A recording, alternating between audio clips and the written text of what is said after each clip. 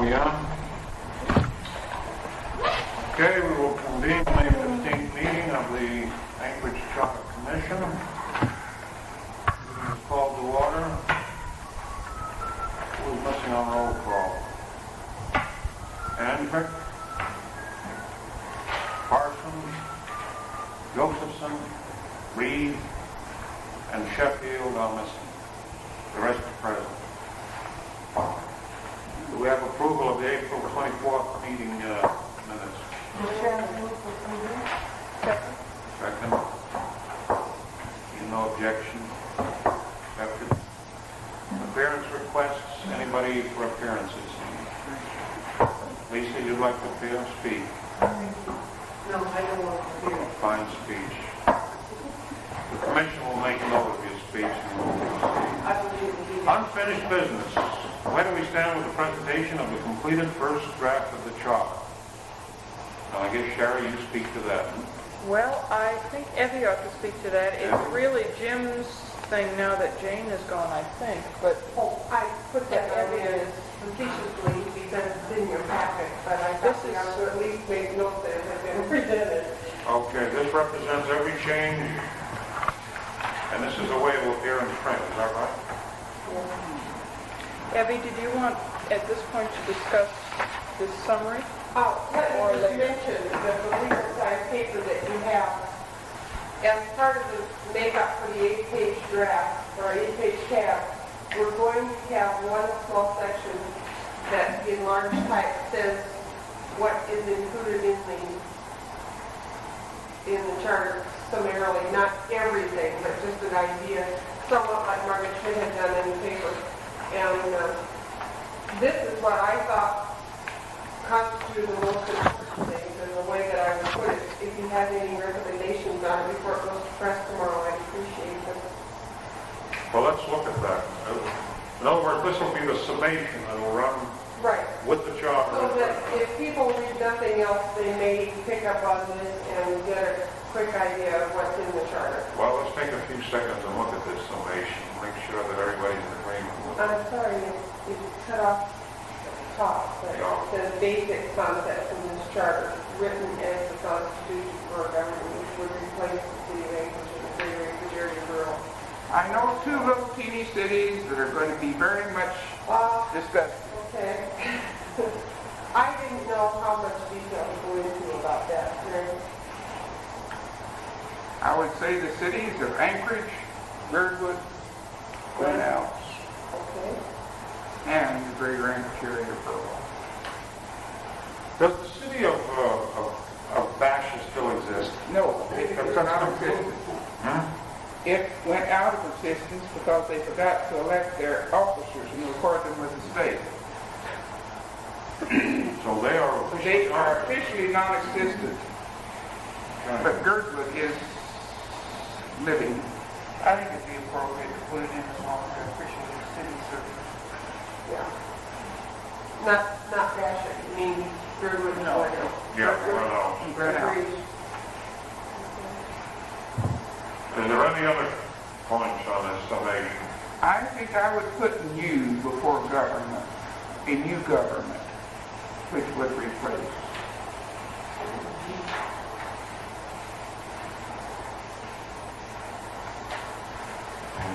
You notice how I carefully avoided the word unification. I thought you did well. Let's make it a new government. Chair. I wonder if we should also put in the conflict of interest. Well, that was one of them. I didn't think equal rights needed to be in there, since that's practically assuming anyway, but Well, isn't conflict of interest kind of an assumed thing now with all the attention that it's had? Sherry and I had an interesting situation. Obviously, it was a reflection of comments that had been heard at the school board. We met some people asked to meet with us from the People for Better Schools. And I announced that meeting last week, and they were concerned over the conflict of interest and felt that it wasn't perhaps appropriate and would keep quote such people as Herb Lang and Mr. Harding and others from serving. And yet we had, I think, a fairly good discussion on it. I think that most people will. The other part like that I thought might be of interest here, although this should not be overly long, was the provision for not holding two elected offices at the same time. Because that's been a big question mark. Well, how much space do you have? I think that We can take whatever space we need. The point is, at which point does it become ineffective I or think something? you're right. Yeah, you don't want to start cramming in a mess of detail. I think you've hit the highlights here of everything that's in it that would interest the public. And it's Incidentally, stacked in such a yeah. way that if you're Why do you say- words behind each star, you get a feeling of it. Why do you say that your municipality will be known simply as Anchorage? I picked up that wording from Margaret, I must admit. Well, why not leave simply out? I mean, what does simply add to it? It means as opposed to something more complicated. I agree, Bill. It's just known as Anchorage. Will. Yeah, we don't have to say simply. Will be known as Anchorage. It ain't gonna be Simply simple. can have several other connotations, in other words. Yeah. Yeah, simply. That's what the way it hit me when I read it. On the next one, it may be slightly incorrect. An 11-member legislative body called an assembly will be elected from 4 districts, with each assemblyman serving 3 years and 1 assembly seat in each district open to election each year. The Yeah, last probably phrase should is say- incorrect. One assembly seat or the mayor. Mayor position open. Open to election each year. That's the mayor. I think, Evie, you could leave off the whole last phrase, saying one assembly seat in each district open. I for think election. that- Well, we probably could, except that it seemed to imply one of the assets involved in the system is their, It's awful confusing to the voter. Isn't that worse than what the heck you're saying? With terms on a rotating basis, that rotating say terms. what I was trying to say. you know. In terms of rotated annually.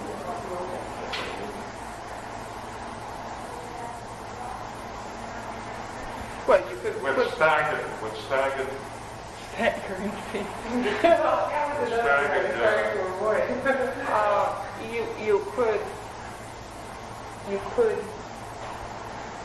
put a parenthetical phrase saying except in the 2 members district. It would be more accurate either to do that or I think, parenthetically again- say what. Again, you're in the summation. Why hang on the last sentence? The main thing is that you've got an 11-member legislative body, which will be elected from 4 districts. That's a summation, and stop there, with each assemblyman serving 3 years, period. And then they can read the charter, get the details of the other stuff. And in a way, it is an editorial comment. Yeah. And although I happen to agree with it, I don't We're think that we allowed to. necessarily need it No. there. It's Let's a, check it out. I may be the only time the summary has been shortened by a committee. That's fine. That's all right. That's Let's take why I it. All brought right. it. I could have just coupled it. All right, take it out. Let's go on to the next one. An executive mayor with administrative powers. I'd like to pull out and, with administrative powers, veto over assembly action, Wait. and empower. Just a comma between, yeah. With administrative powers, and then what do you want to do? Comma. A veto over. Delete and, And Veto. then say veto Veto over. over assembly actions, and empowered to appoint a professional manager who must be confirmed by the assembly. I think it should say a veto over. An executive mayor with administrative powers, a veto over, all right, a veto, all right, a veto over assembly action, and empowered to appoint a professional manager who must be confirmed by the assembly. To make it parallel, you should probably say and power to rather than empowered, because you're saying with 1 or 2. Empower. authority.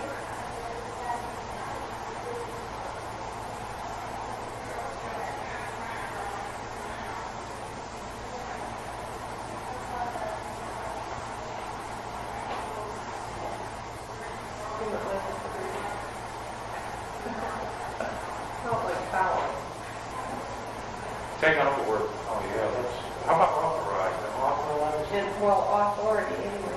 Authority to, With authority, with authority to appoint a professional manager. How about that? So you have the with in the beginning of the sentence.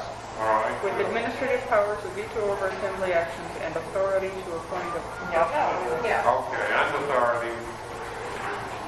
And authority. Good And evening. authority to appoint a professional manager. Two of you. Good. Oh, the chairman has arrived, you can step right in. No, keep going. Good, I think. Hand him a back. What's going on? Mr. Chairman?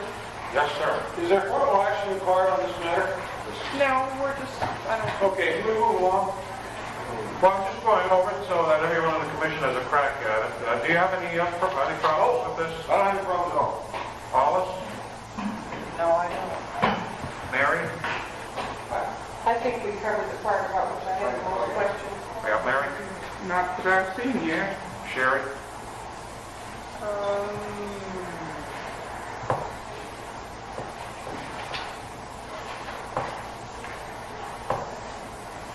Did we want to put in the conflict of interest?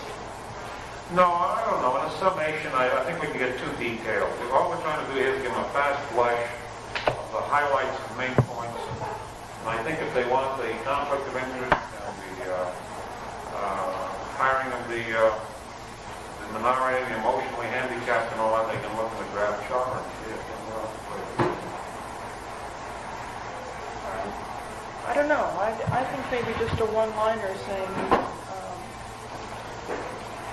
you don't want to say provision for conflict of interest, you want to say, something like, show me a man without conflict of interest and I'll show you a failure. How about that? Can we put that in the summation? Okay. Congratulations, borough attorney. Thank you very much. I read the excuse account, I couldn't believe Well, it. that's That's not what we talked about. Listen, I got the news from the Anchorage Times. That was where I first found out. My wife called me and said, God, I read that thing the next day and I said, that's not what we talked about from the assembly. yeah, It well, wasn't the news to give credit where credit is it was due. surprised to me at the time. I was a little confused on that, Mary. I still think we were set up, but I was a little confused. Okay, on this, I will tell you the truth, that we often get misquoted by the newspaper. I can see that. No, but they were confused and they were there. Okay, any other comments on this? If not, we'll pass on. And you go ahead and make the corrections. And Mr. Chairman, I'll turn the chair over to you now. You can pick up with rules changes, proposals from all of us. Ernest? On the rules change, this has to do with a question that was raised regarding the use of reconsideration, and I suggested possibly to look at wording and come back with a recommendation for a change. I did write a proposal, but it is my recommendation that we do not put anything in the rules as to reconsideration. We already have a provision in the bylaws saying that Robert's Rules of Order will prevail, and I did buy a book that will bring it. The matter of reconsideration has a number of facets, and I'm just wondering if we put in very simply one type of notice to reconsider that we used the other day might then imply that all the other methods were create a problem. We certainly could not put all of them in. There's a question of giving reconsideration and spreading it on the minutes, giving reconsideration, say after a meeting but before the close of the following business day. And I think it's far too complex a thing to have spelled out in the rules, and I think that we should bring along the book, refer to it when a specific issue is raised. According to Robert's rules, reconsideration can, of course, be given during the meeting by a simple majority by one on the prevailing side. If the motion were to carry, that would be one on the positive side. if the motion were to fail, let's say a 4 to 5 vote, the reconsideration would be given by the person on the failing side.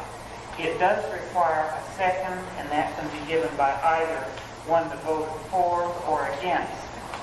And it can be given with a second for our type of an assembly, and it's common usage of the assembly, the planning commission, school board, and so on, before the close of the following business day.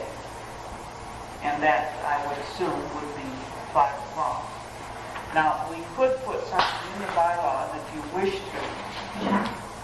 A notice to reconsider properly recorded may be given by a member who voted on the prevailing side up until the end of the succeeding business day, and possibly clean that wording up.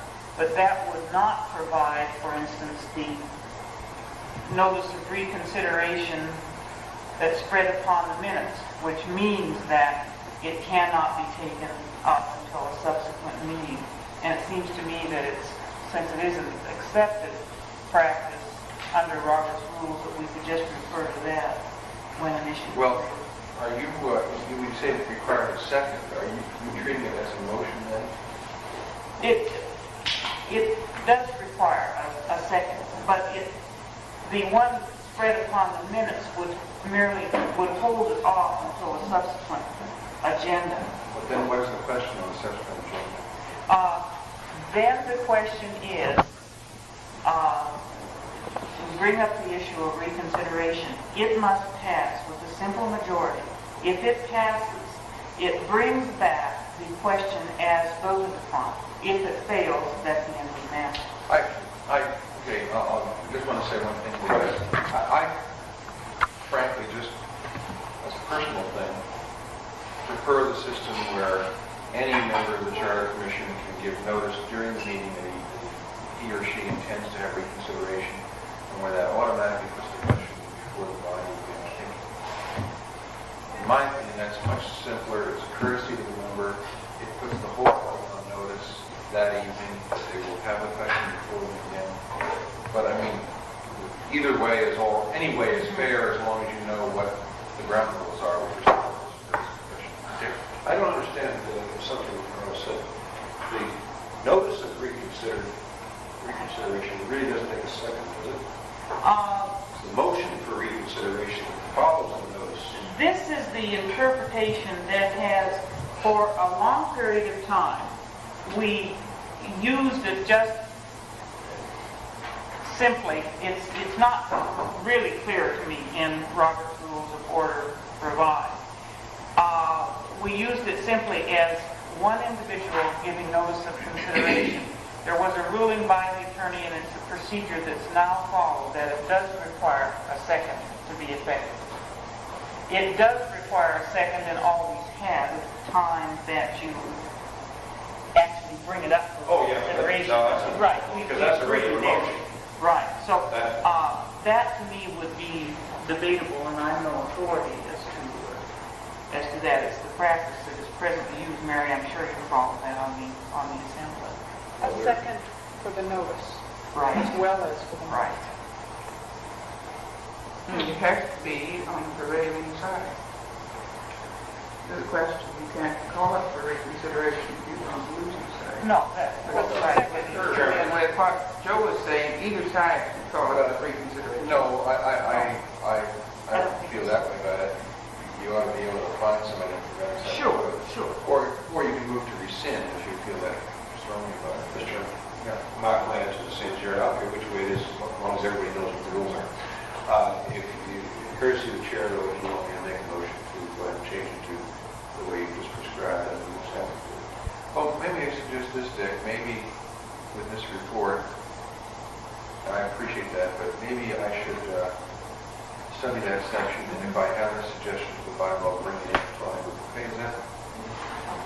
But I think the report is useful, and I think we should have the book here. We will have. Is there anything, is there anything under, does the thing change? Is Mike, you're not going to tell me some night Mr. Josephson, my copy is 1975, 1952. Well, I'll tell you, if we had just simply put in our bylaws, Robert's Rules of Order, I should have happily spent $1.25. But since they've now accepted his revised version, you cannot get it at this moment, although I guess it's available, but not right now, in paperback form. So get the newly revised, and you're right on. Okay, discussion of budgets. Chairman? Yes, Dick. I'd move for acceptance of the report and judgment of the accounts and the methods You like that? requested by every, although I don't particularly like the wording all except pretty. It was not meant to be cast. I'll second. Motion is made and seconded to approve the memorandum by Debbie entitled Juggling Accounts. Is there any objection or discussion? Contained in that is approval of both There those, are two elements. those two elements. Okay. There's a third element that Mr. Holmes brought up, and that is we are going to have to take, if you'll refer to your budget commitments, take the 2,000 or so for the first printing in the newspaper out of what is known as consultant fees, communication. If you feel the need for a motion on that, I'd appreciate it too. With permission, I second to do that. Thank you. Could you repeat that? I'm sorry, I was trying to take it. Coming out of here. And what's going to happen out of The there? 2,000 for printing the tab on them.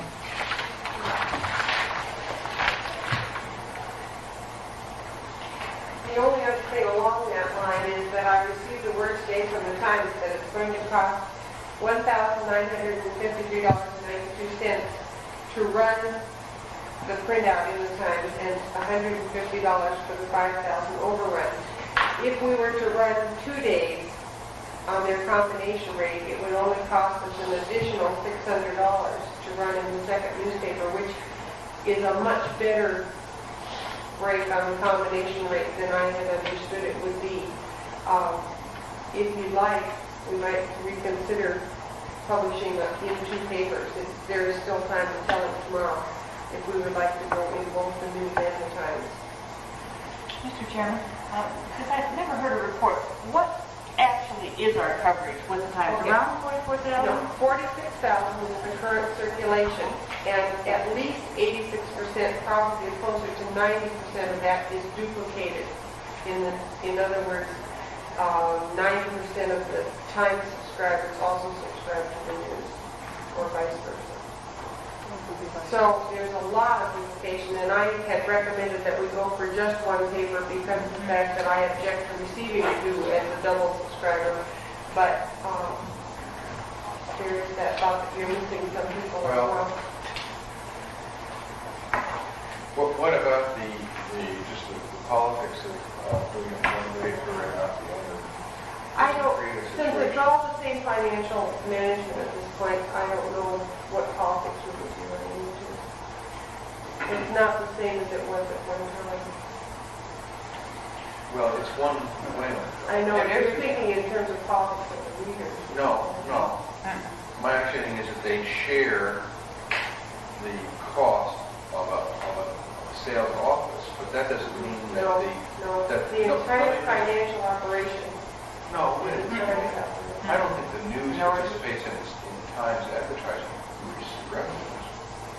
It's only consolidated for the purpose of listing the ad, so that it's done at one location. Mr. Chairman, very, very specifically, I know, because I've had some discussion.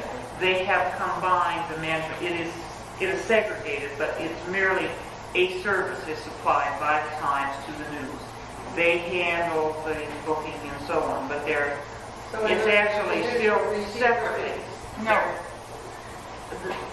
They're 2 separate financial operations, but the news contracts with the Times to do certain business things, such as handling the placement of ads and drawing of ads and so on. It's not all. Boy, at the time, employee-wise, that is not at all the way it was told to me. Well, that's the way the Times employees maybe want it found, but they don't get money unless it's in the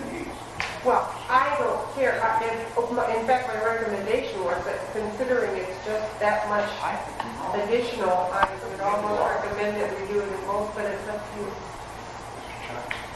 I was going to say, Citizen News has been a great supporter of unification, Yeah. editorially speaking, and it could be wise to plus and blow bone. I would move to put it in both papers. I think, look, for the record, we have Mr. Fisher's motion on Andy's memorandum with the additional Well, item. it's all kind of included in the same thing, except the amount. With permission of my second, I would include that recommendation as well. Do you have what With permission? permission of my second, I would include that recommendation as well. The recommendation, Funds be transferred for purposes of publishing the news as well as the Tony. I see. All purposes. Mr. Chairman, now, could we have comments to where that would come from and what that does to us? Yeah. It comes out of the section called consultant fees, account 5390, of which 23,500 is more or less earmarked for Mr. Rowan, if we were to go the whole route with Mr. Rowan. And Mr. Garnett, 5,000 is an additional amount, so we do have enough in that account to cover everything. Except that we will also have to take any fee for an accountant that was hired to consult out of there as well. So in a sense, we're lessening the amount that would be left over for an accountant fee. is there further discussion of the amended motion, which includes this item? Is there objection? If not, Mr. Fisher's motion is approved. Mr. Chairman? Prior to going on, I wonder if we might take just another moment on the budget. As a result of those actions that we have taken, what changes would we reflect in these figures? Andy, would that be possible? Oh, Jen, I'm figuring out at the last minute, but We would not have the balance expected as of June 30th. We would have reduced that by the 600. one balance that would be affected is recording secretary. I asked that that be switched down into contingency or miscellaneous, I'm not sure. And public hearing notices is almost empty now, and we will have additional money from office rent that was going back. Now, you know what those amounts are. But for your balance expected, we'd have a direct addition of $600 or less than $600 there, right? Yes, at least. Because in these nebulous figures at the top, I did try to anticipate the expenses and Oh, I see. include it, but I wasn't exactly sure what this printout was on. Mr. Chairman, it appears to me that we might have just the 4,000 from the executive secretary left and nothing else at this point. We've transferred most of the others elsewhere and used them up. Right. So we hope so. And I'm sure these funds then do lapse, and do we have an item on the agenda as to the budget? We will have that on Tuesday. I mean, I'll have all the paperwork by Tuesday so that you can look at it and I'm talking now, we're going to have to submit a budget For the second for budget, the right. second Right. fiscal year. Sherry had said that it wouldn't be possible to talk about these things independently or at least get it ready. If we're discussing budget at this point, I spoke with Mary Coffey today, and I spoke with Jesse yesterday concerning a revision of our next fiscal year budget, and the notice of the subject matter for the Tuesday meeting is just reapportionment matters. So we cannot discuss with the Assembly at the Tuesday meeting the budget, evidently. You can, if we put it on the agenda Monday night. We have several options. One is to appear at the public hearing on Monday night. Another is to submit written material on Monday to the assembly and let them question us on Tuesday if they wish. No, the assembly is not, their last meeting until June 2nd will be Monday night. When are you taking official final action on setting the mill rate and so on, Mary?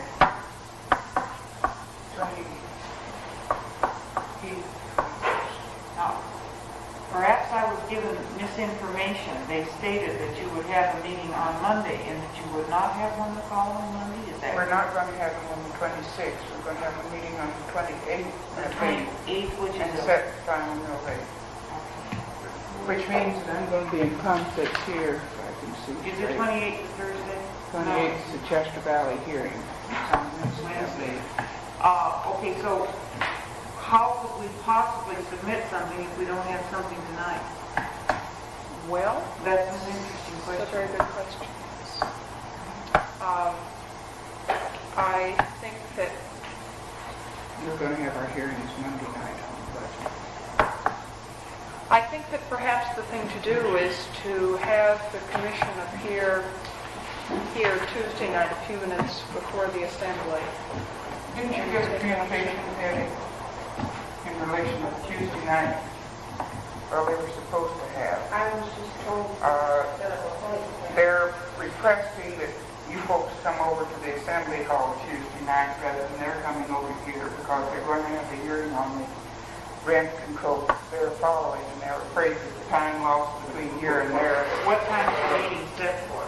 No, Mary, I talked to Mary Coffey today, and she said that there was a problem because they were going to switch the plating meeting on Tuesday night to a different place, but she found out today, after Harry Donahue had said that that could be done, that it can't be done. It can't be switched out of the borough building. But it And can't may even be that be we'll have to switched be into the other switched. room because of the number of people meeting. Well, we'll probably have to be switched. Harry just got us all fouled up, so I'm afraid. Mr. Chairman, could I suggest we're rambling? Just go.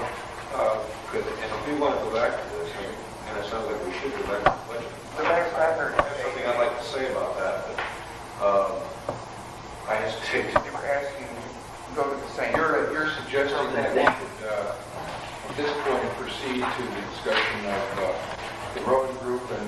Yes. Take this matter up later on if we should, if we do, it sounds like we do. Yeah. All right, on the road group, Mr. Chairman, has someone met with Mr. Rowan on this? Yes, he came into the office this afternoon and, at my suggestion, put together a memorandum. We decided now rather than later. We're going to set up a meeting of the Public Opinion Survey Committee, which is part of Mr. Rowland, sometime early next week, so that they can come in with a definite proposal for next week's meeting concerning what direction we should take in terms of the Okay, subject. fine. It really doesn't mean action necessary. No, I don't believe so. I just want to make note that it had been presented and then he understands. What he's really saying is here that if the next item on, the next item is going to govern perhaps what he should do. Possibly, because I really did gather from him that he doesn't want any more than we do to get caught in the middle of a survey and have the court cuts off, both for the funds and energies expended and for the fact that we do this to us. So we are all in a solid situation as we put it. Well, the timing was somewhat difficult as always. As I understand it too, the timing is really difficult. If we don't get cracking on it now, we're not going to get it done. So I would suggest that if the committee's going to meet with Mr. Rowland, and apparently Mr. Rowland's going to complete the questionnaire and meet with the committee, and I suggested he proceed ahead and do that, and let's keep our nose out of it until we get a report from the committee. Which committee is on this meeting? It's the public opinion, Jim, public opinion survey committee. And the suggestion that Jim had was that it be at a noon hour sometime in the first 3 days of next week. Debbie, can you let me know? Because, Yes, it's Thursday, it's definitely Thursday. well, maybe when wife or mine and find out when Perhaps we ought to, What you're saying? She said she's going to be talking to Wyford. I'll think about it later. perhaps, Mr. Chairman, we ought to put off scheduling meetings to the end of this meeting when we'll know all the different meetings we should have in the next few weeks, and then we can set them all together. All right. Now, who wishes to be recognized on this reapportionment option data election?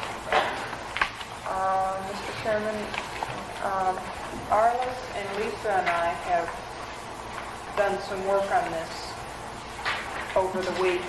Today, Lisa and I met, you have in front of you a list of options. Today, Lisa and I met with Joel DeVore from the borough and Mary Coffey. On Monday night, Fred and I met with the Assembly and scheduled a work session for this coming Tuesday night at 7:30.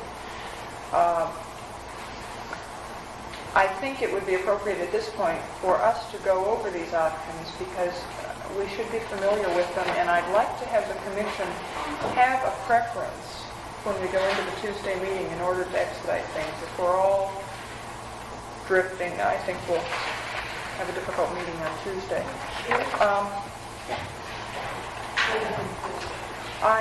Essentially, if I might kind of break this down for you, on the first page you have two options for an election on the 12th of August, which is what we have been considering all along.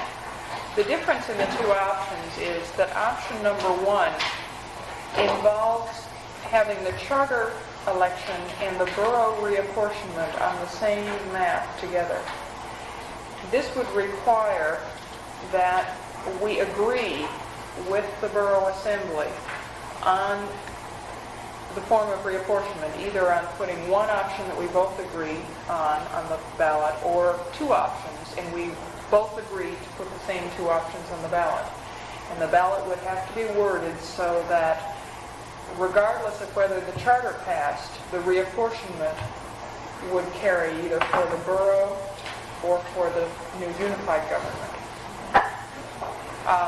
It will be a complex drafting problem to get it on the ballot properly, and a complex drafting problem for us in the charter, but it does require only 2 elections instead of 3.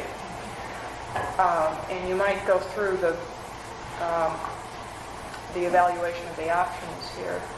And you have new information as to when the reapportionment map will be Yes, used. we went over this with Joel, and in order to do this, it has to be 35 days before the election, and then 2 weeks before that to set the ordinance for the borough. And so the 29th of June is the absolute last date on which the maps could be presented to be set for public hearing. Now, the problem with this date, as Joel said, is if someone moves for reconsideration and asks that it be spread upon the table, or spread upon the minutes, or whatever it is you spread it upon, that can delay the whole process, the whole election process, because then we could not meet the deadlines to have everything done in time. So realistically, you'd have to set this back a week. Let me explain.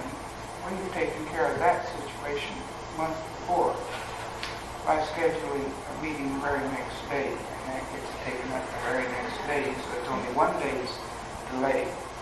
So what you do is you have it 1 day before the deadline, and then you have the next day set a second meeting in case somebody does. But what I'm suggesting is that it has to be sometime before the 29th of June In order to prevent that, and just to be on the safe side. What day of the week is the 29th? That's what I'm trying to get around to. I believe that's a Thursday, because that's the day that the map would be due to go into the packets for the Monday meeting. Would you like the calendar or the The problem with this is that if this requires that 2 maps be drawn up, one for single member and one for multi-member districts, that is a very short time in which to do it. It's just about a month. June 29th is on Sunday. June 29th is on Sunday. You're right, okay, it was supposed to be the 26th. could you tell me this, if the feeling was that it would be possible to word it so that it could accomplish this? It could be a part of the charter as well as a part of the, As well as apply to municipal the government. municipal government if the charter fails, since the boundaries of the two areas would be the same. Well, now, let me ask what, I'm not sure I understand this, but we have not reached a final judgment on the portion of the plan we want to follow. Right. Do any of these options foreclose us from changing in the second round? In other words, you would have two maps. You would have a map in case of unification and a map in case of non-unification. Well, I'm not sure I'm following what you're saying. Well, suppose, what I'm saying is suppose that this commission, in that second round drafting, went to a 13-member, single-member district system. What would we do then? Would we draw a map? Would we have the first election, would we be bound to have the first election on a multi-member district, or would we draw a map as part of the charter with single members, and would we have the people voting on multi-member in case of no unification? Joe, if you can't agree with the Assembly absolutely on having that as at least one option on the ballot, then you cannot take option number one. Option number one requires concurrence of the two bodies. But it could mean that two separate maps, so you could go, for instance, with a district plan and an 11-member single district, but you would The need problem agreement. is, on this option, you take the apportionment out of the charter and specify in the charter that it goes with whatever apportionment passes. Lisa? That's what I was going to say, whatever the And- voters would decide upon, the charter passed, and that Becomes apportionment part would of go it. in. Well, what you're saying, Mary, If you is that, have- that option one is an, I don't want to load my words here and indicate a value judgment, but is an abdication on that issue to the assemblies, that we would follow their... It's an application on that issue to the voters. Well, to the voters in the sense, of course, that they approve the map, but the map is drawn with a certain kind of theory behind it. The map would be drawn under these options by Joel DeVore on behalf of both the Charter Commission and the Assembly. Okay. But that implies that there is a concurrence, as Barbara said, between us and the assembly. That's why we're having a Which- meeting on Tuesday to see if we can concur. Or the assembly and the commission could concur on giving the voters a choice. Okay, well, tell me this then, how can we have a meeting Tuesday to discuss whether we concur When we don't know. when we don't know and won't know until the second round? But this brings me into my recommendation, which I hope would come after I'd gone through all the options. But I would give my recommendation now for you to think about as we go through the options. That would be that we adopt option number 3 or option number 4. That we request that Joel DeVore prepare a single-member map and a multi-member map for submission to both us and the Assembly by July 17, at which time we would review and see if we could decide between us on one map or two maps. He would prepare actually probably 8 different maps, 4 single-member maps and 4 multi-member maps. If we could agree on either one map among us or a choice of 2 maps to go on the ballot, then we could take option number 3.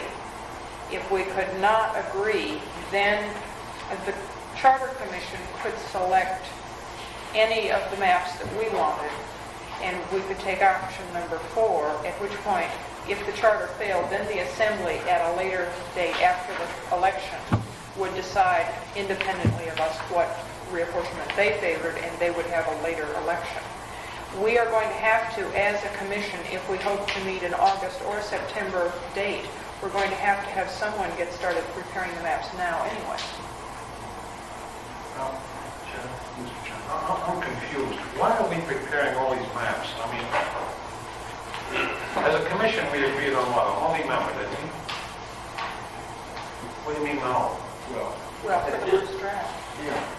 For this draft, right? Now, we're going to the assembly Tuesday, and we're going to be talking about not only multi, but the other deal too, huh? Why is that? Because, Mr. Shaw, we said, let's do it for the first draft, so we don't get the Anchorage Times on our back. That's right. And let's see what the public has to say about it. Well, then we're premature in meeting with the assembly on Tuesday. We shouldn't meet with them on Tuesday. If the point is that we're going to be in a position to say, this commission is going on a multi-member district, my view is it is premature, because we've also said to the public, you'll have a chance to come back. That's right. But we Well, I think that the option is that you request the assembly to have both kinds of maps prepared, because it takes Joel and the staff a number of weeks to prepare them. And if you're going to postpone having them prepare them for that length of time, he just can't. He's got to get underway. Dick? I'm confused about what the assembly action is going to be concerning the portion. It seems to me there's a portion system that's been voted in that has four districts. Mr. Chairman. And I don't understand what they're to decide now, except how the lines will be drawn. All right. Mr. Chairman, I did talk to Joel Moore previous to apparently Sherry talking to him today. The assembly did take action to declare itself malapportioned as of the date of April 14th, which was the date of the assembly or the Supreme Court action. They have, from that time, 6 months to reapportion themselves. They gave very little direction to Joel's board. There was some discussions, I understand, but no specific direction other than that he's to get to work to start looking at some maps. And he's pretty much moving ahead without direction of specific direction of the assembly and working with the basically the 4 multi-member districts. The commission or the assembly did not, as I understand, come to any type of agreement. But I really feel that just in talking to him, getting the information he's going to need from planning and to really get down with this, because he does have to bring in the Eagle River area, that it's important, regardless of which, if nothing more, it's important for us to meet with the assembly for that. Why is an ombudsman doing this? Mr. Chairman, he was... This isn't an ombudsman's job. Well, Joel did it the last time it was done. Dick, I'm sorry, Arliss, I thank you for the historical background, but I still don't understand why the Assembly is doing this. I mean, they are malapportioned now. To get themselves apportioned properly, they must change the district lines. Now, are they contemplating going back to the voters with another apportionment plan? They have After one was passed just a year ago? They have to.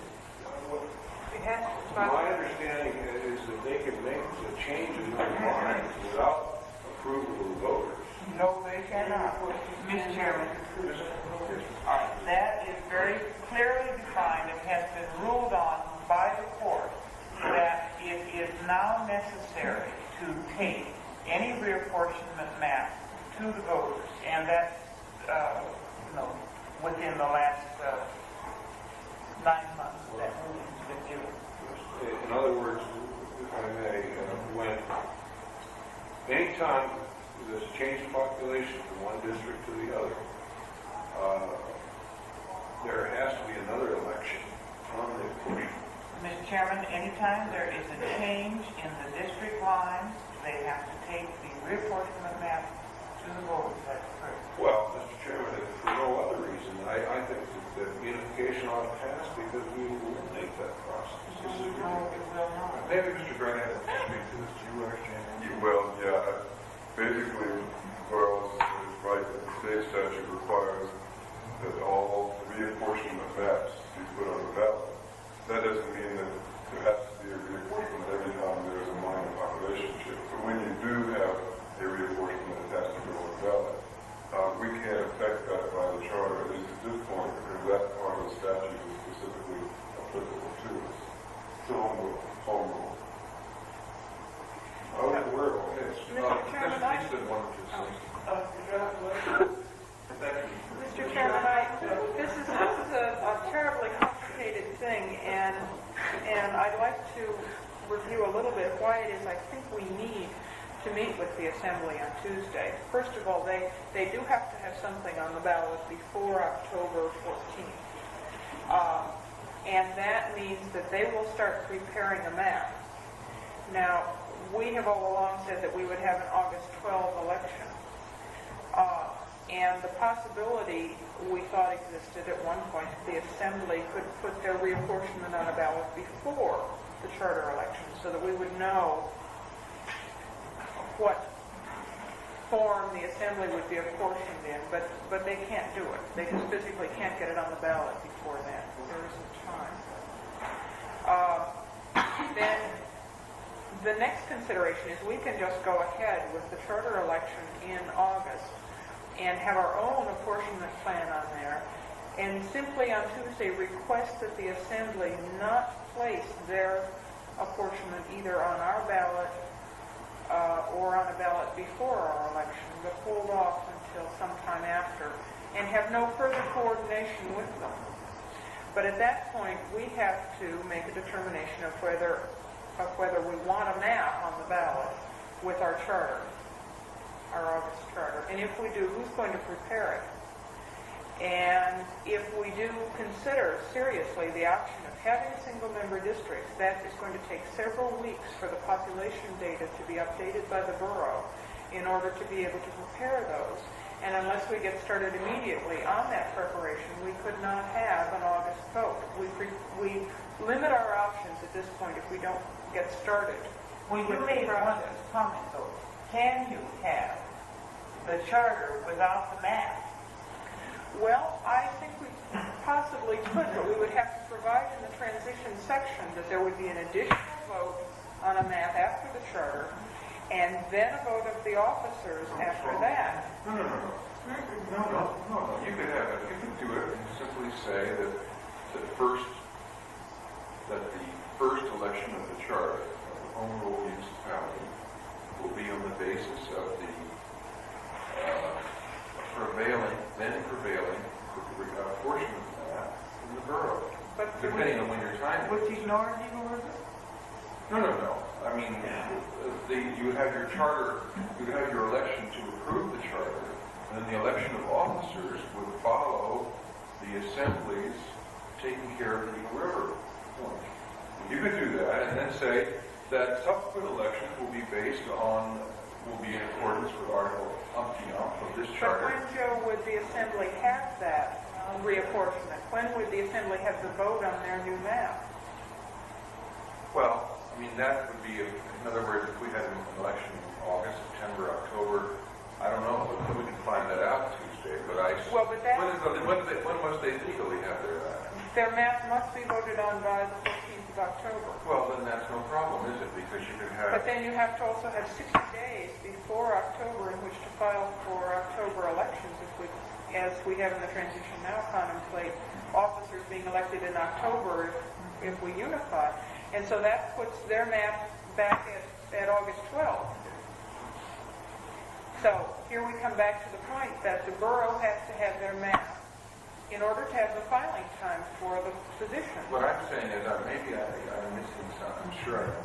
What I'm saying is that we could avoid this hassle one way, and I'm not recommending it, but I think you could simply say, in effect, that the ultimate we're moving to is the Charter Commission's apportionment system, whether it's at-large or multi-member.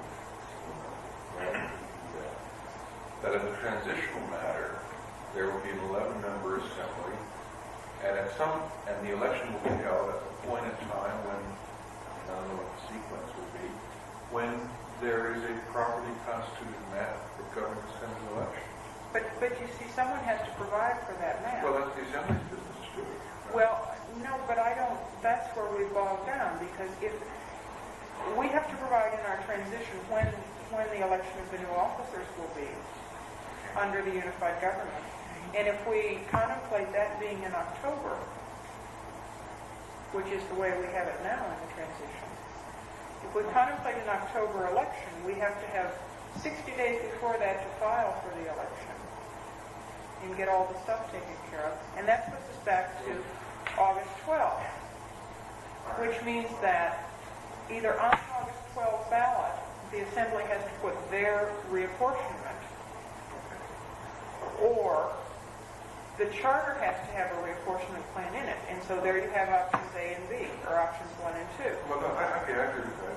So, in other words, under option 1, if under that theory, we would have a charter election on August 12th. The charter itself would have no map to it. The charter would say that the first election would be held under the borough ordinance and districting. And the Assembly would have a map by June 29 and submit it to the voters on that day. And we're not involved. What I'm concerned about is I don't want to get the unification issue too tied up in this, where people who like our apportionment plan better will be unification, and those like the Assembly plan better.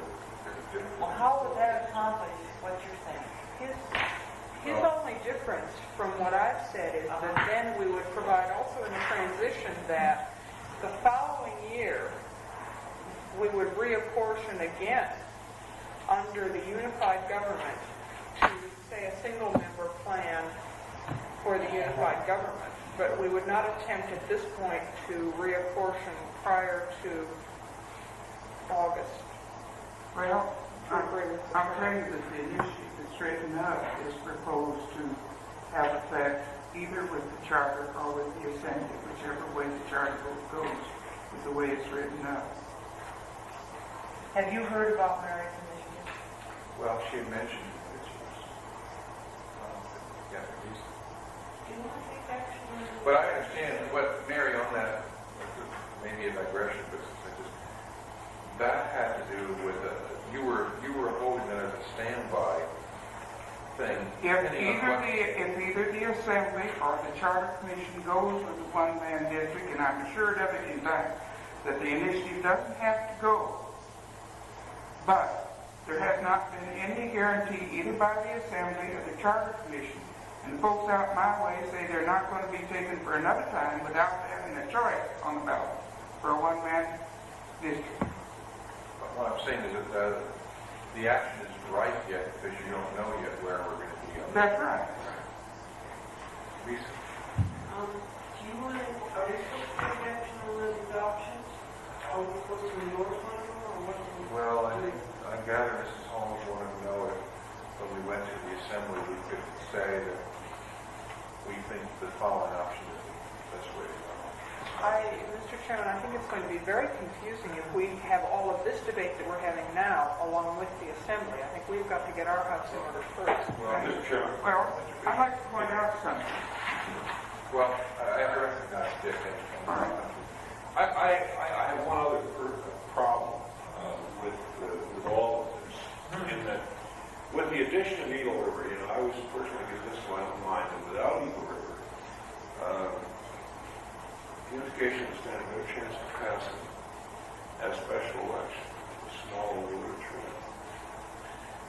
I'm not convinced of that, and I would really like to have some road input into this. I think this is where our road work can pay off in spades, is if we properly analyze what the effects would be of either a special or what I call a general election in October. And I would really like that input before I make any commitment. Sure. Excuse me, that's question. Mary has. You see, the folks out my way are concerned about whether the charter goes or doesn't go, that there be one-man district option. And really, it's their concern means that both the Assembly and the Charter Commission have to have at least an option on the single-man district or the initiative goes. You see, I'm trying to be frank about it. It's not one or the other. Both have to agree that there's going to be a single-man district on. or the issue goes. There can be an option. Or there can be an option, so long as there's at least a single man district given. Well, you know, I want to say, first of all, part of that proposition is beyond our control. We That's what I'm trying to tell you. control the assembly. That's what I'm trying to tell you. The other part of it is something we'll just have to address on the merits when we get to Rick? Sure, it's having to be very patient. Yeah. Is there a reason why, assuming that the Assembly and the Charter Commission agreed on the type of map they wanted, that the Assembly couldn't adopt a plan sometime in August, say, in time for that plan to be incorporated by reference at a charter election in October? That is another option. There are about 65 different options, and these were the main I thought that was the one that Mary Coffey had talked about at one point, and it had certain advantages, like getting a charter election at the general election time, as Dick pointed out, avoiding having the map at the same time as the charter election, either with it or separate from it. That assumes that we would be willing at this point to agree that whatever the Assembly adopted in August would fly with us on the charter. You know, I mean, we Well, have to... excuse me, I think that's true, Sherry, except that the agreement could be to have an option, for instance, in the boroughs.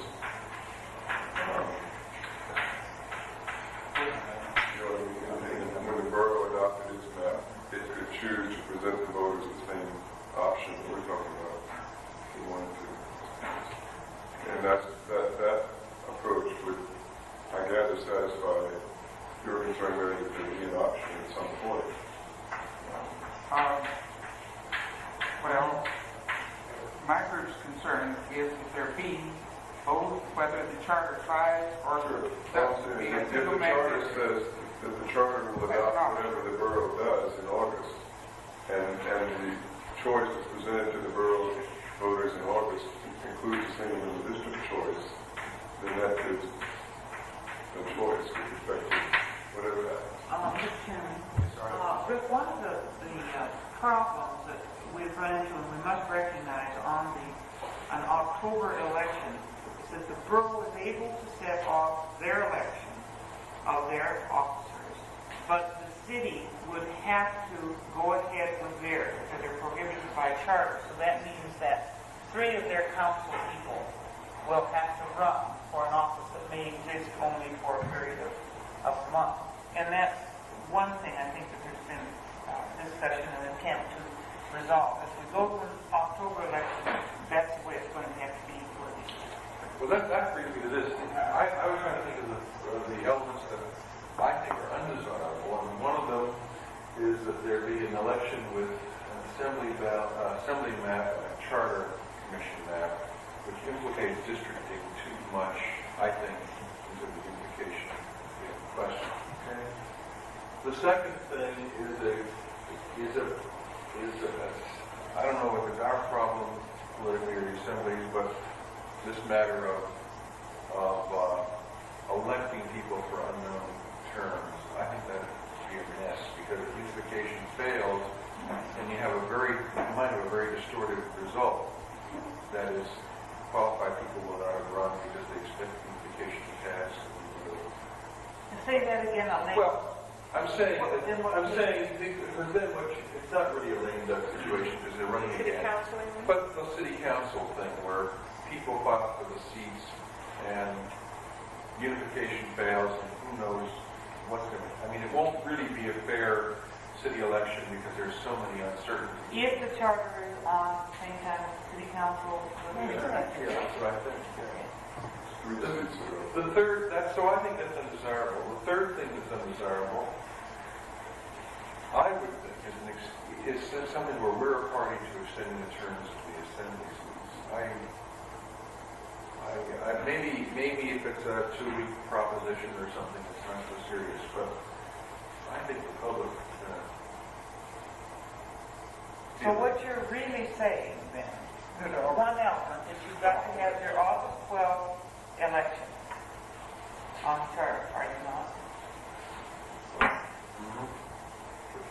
Well, eliminate the problem.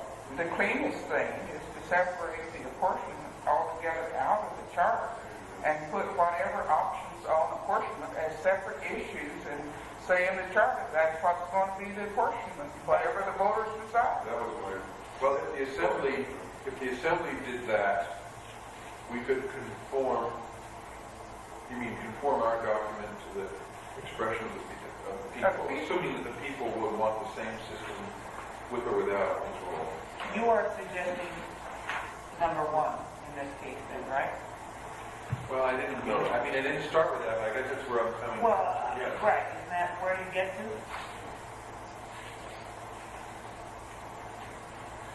There are some other imponderables, but I haven't really clocked into where this figures in terms of the lawsuit or Dick's problem about, and I respect that, about where we are in the river we go at that time. And maybe we might have to live with one of these undesirables. We can face something else and someone else. well, let's answer that on the lawsuit. I understand the conduct change, Chairman, but I don't, Okay. could I get a little more, personally, a little more input into that? Maybe everyone else knows about it. What is meant by posting date on legal suit? There's a hearing in June. Is that what you meant? June 6th is the date of the hearing, and the decision should be a couple of weeks thereafter. I plan to give something of a report on the status of that under new business if the commission wishes. That's not necessarily a major thing, and these are not all of the options by any means. And these are not all the evaluations of the options. I think another thing we ought to consider, however, is the length of the ballot and the number of things likely to be on the ballot.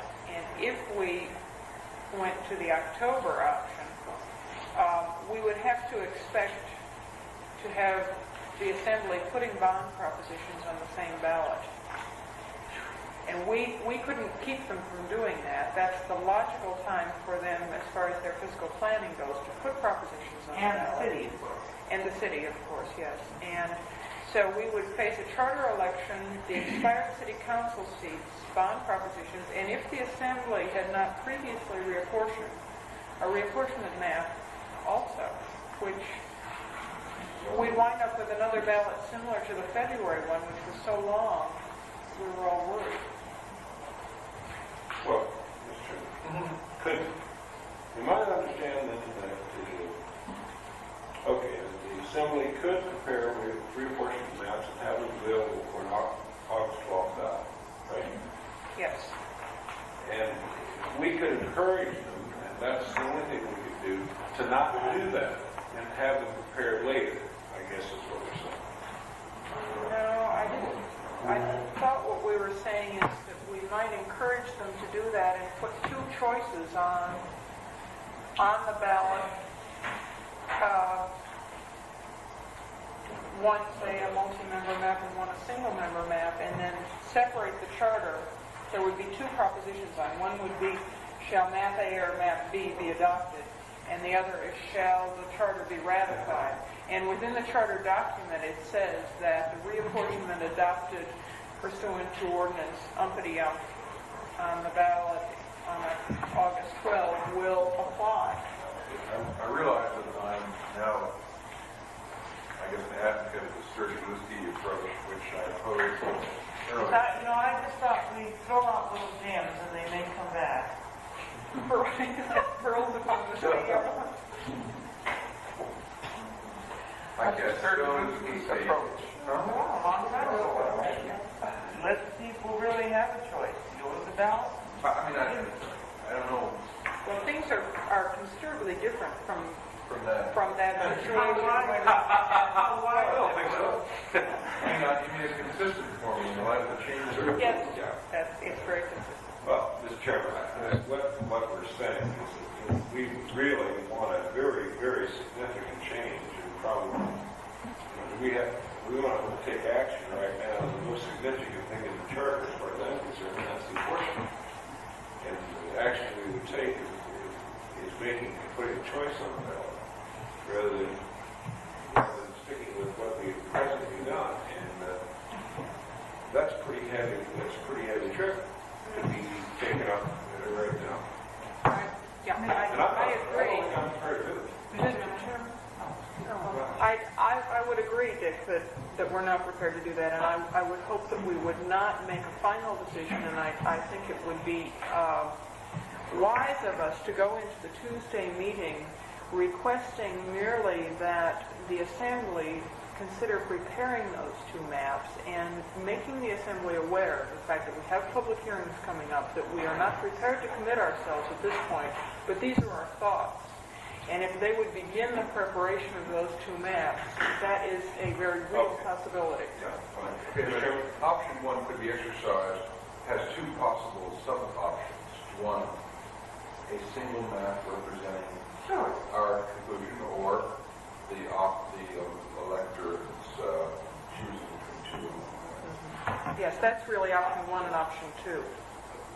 Now, may I suggest something? Well, If you have more than two maps, you can't possibly come up with an apportionment that will go into effect in October, because you have to have a majority for the map chosen. Dick? I would really like some input from Mike Rowan and this other matter, though. If it's necessary to make a motion, I will, but what I'm thinking is if the chair would just get a hold of Mr. Rowan's in town right now, and you just get a hold of him, and I'd like to have some input on this prior to our meeting with the Assembly. maybe we could set up a lunch with Mike on tomorrow or Friday. Friday, Friday, Tomorrow is Friday. Tomorrow or Monday. Either would be satisfactory. Saying But I'd that like we have that on hand? No, he would not. And it'd have to be Monday, or possibly Tuesday. Tuesday would be the day, because I think Mike's going to need 3 days to look at that. What is it you're wanting to look at, Dave? His opinion of when the charter would stand a better chance, in a special election or a general election. Well, I think he is just thinking about that with me, giving this opinion, and that is that if the Eagle River plaintiffs lose their lawsuit, and this is maybe the speculation I'm not trying to find it, their reaction on the unification election would be far more bitter than if their suit is still pending. That was what he said. We've got to assume Their boundary. that it's been resolved and that they've lost. That's the assumption we've got to make.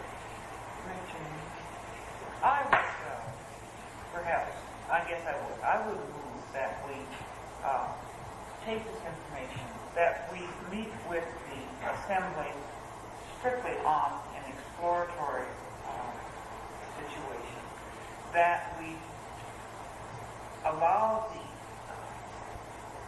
Public Information Committee to sit down with Mr. Rowland and fully investigate this matter, but that we do not take any positive action or premature action in this matter with regard to either issue. Mr. Chairman, But let me, I don't know, for my guidance, what would be positive or premature action? Well, Can we ask them, is it positive or is it premature to ask them to draw the No, match? I meant by that we do not come in with a specific recommendation, that we do ask them to move ahead because of the critical time schedule to draw the two maps, but that we hold off with recommending a specific map, or approach, and that we do not ask Mike to move ahead this weekend on just a very few days to attempt with a very complex situation to try and get back any reliable data for us. I think I would prefer having, personally seeing that committee sit down, look at the whole ramifications, go over what we have, and his way down. Well, so long as we do possibly go forward with asking for both types of maps to be prepared, I Yeah, think oh, we're I- all right. I don't think we're in any trouble. But if we postpone telling them that they better have both maps prepared, we may well be in trouble. Mary, that's not mine. That- I agree.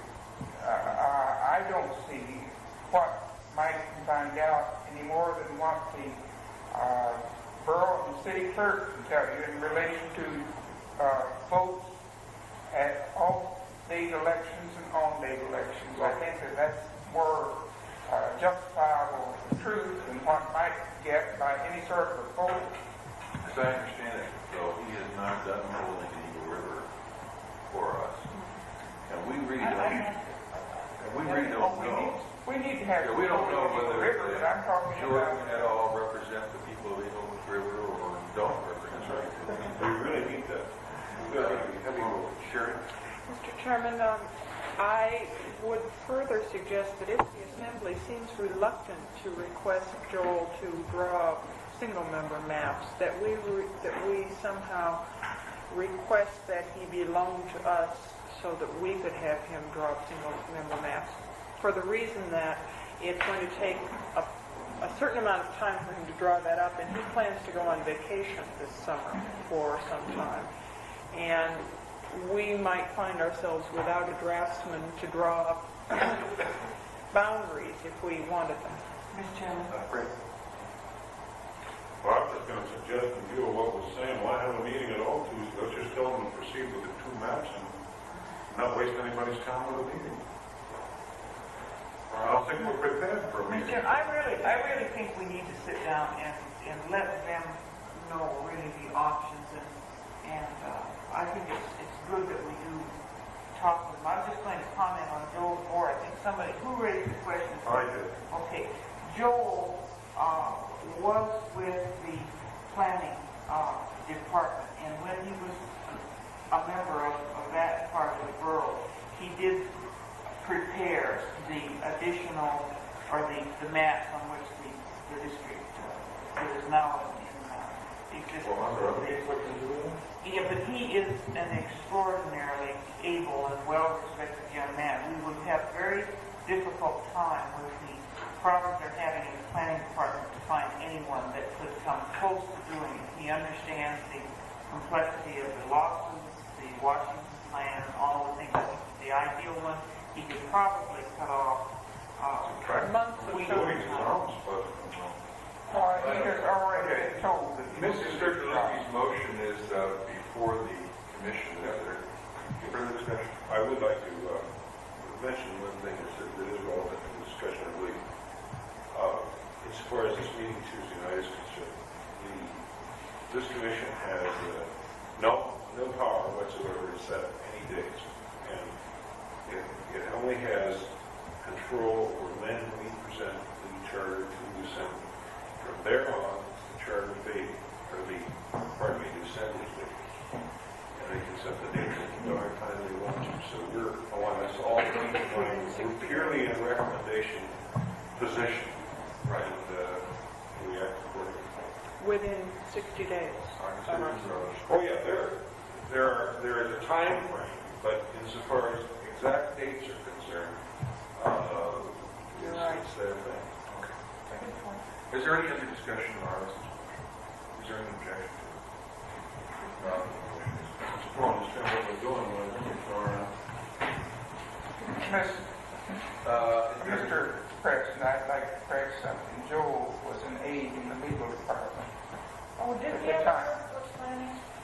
No, the planning department furnished the population figures, but Joel was an aide in the legal department as a student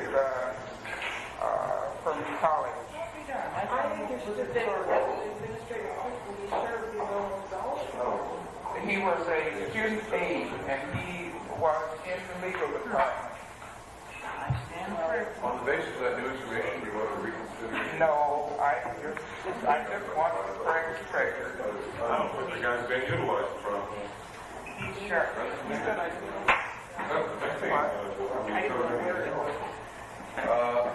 New business. Is there any new business? Doesn't matter.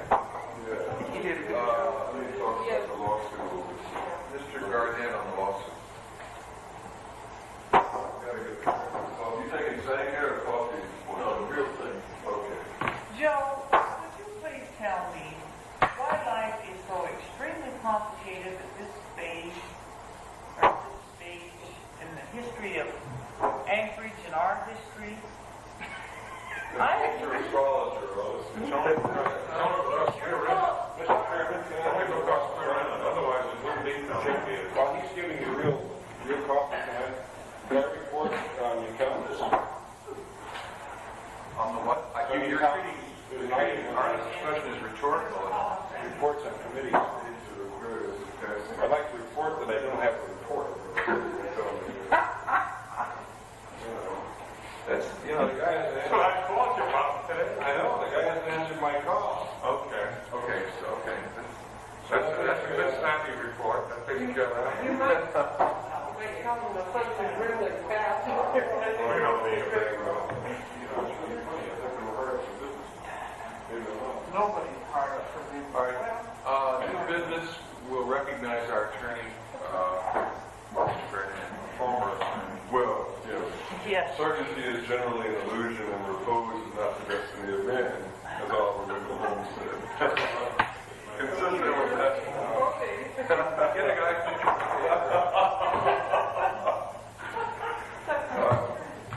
Joe speaking on that. Yeah, God, my audience is all gone.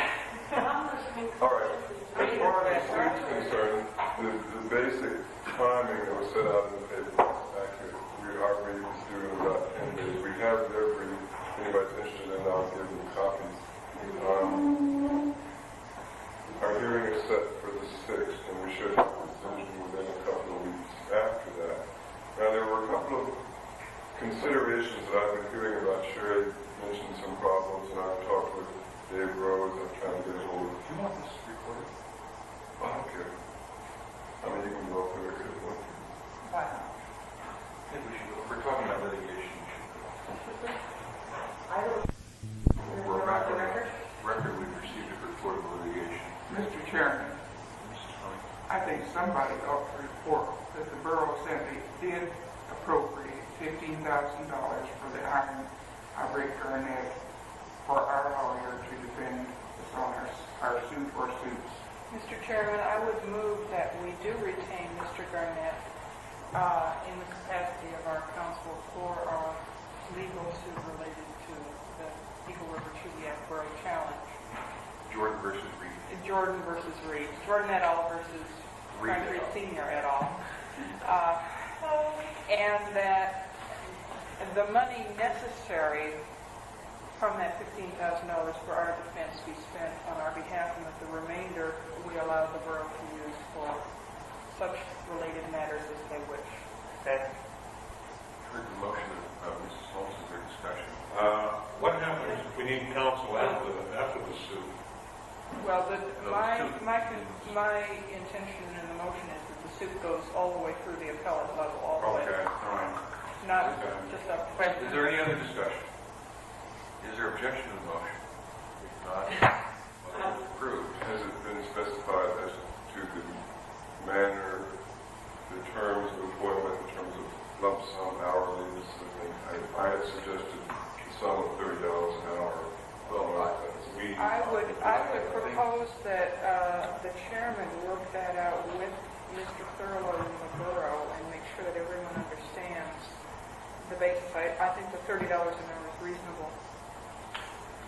Well, now, my understanding of the motion was that you will be getting a flat fee over a given period of months, and that you will be using your time at our direction in the first instance, and that when we, or with your advice, indicate that you have spare time superfluous to the Charter Commission's needs, Mr. Thurlow can utilize you on related matters. But you get the That- $30,000. Therefore, there is no hourly fee. I see. That will be in the Mr. Joseph. That will be fine with me. I think Is that cleaner? That's good. Okay, Mr. Chairman, I think at this point, just so that we have all the groundwork down, we ought to explore a little bit the support systems for our attorney, and whether this includes Evie's work on matters related to the suit, or whether it includes, I mean, exactly what the Yeah. ground rules are related to that, because when we hired Evie, we didn't explore this with her related to her contract. Mr. Chairman, inasmuch as we are not going to have heavy drafting, we hope, hereafter, let's ask Abby if she couldn't handle secretarial work for creating relations with the city. I don't have an opinion, I've got an opinion. The only input I would have is a matter that comes up a little further along, and that is our philosophy of advertising and public relations. I had assumed that I was hired because that's where my great strengths are, and If it all depends on how you want. If we get into conflict on time, I would say that at that point, then we would try to have the Yeah, I think- secretarial help. Let's play it by ear up to that point. Let's find out where Helen and Bond could move it to. Mr. Chairman, I am somewhat hesitant to, I happen to be one who felt very strongly, and worked out well here, but I felt that we should have a recording secretary to take away some of the mechanical functions, although it's worked out very well and we had a tremendous deadline this year. But I think we're very soon going to, sound like we're ready to proceed ahead, get into selling this charter without having great amounts of funds to do it. We have to, I think, use some very creative approaches, and I'm a little hesitant to see Evie turn into a top-notch secretary, which she's certainly capable of doing, and not be able to have the amount of time to help us develop the strategy that we need to sell this. And it's, boy, you can kill yourself with just details. And I I understand that the Borough Assembly Attorney has offered assistance. Is that correct? Yes, the borough has said that we could use their staff.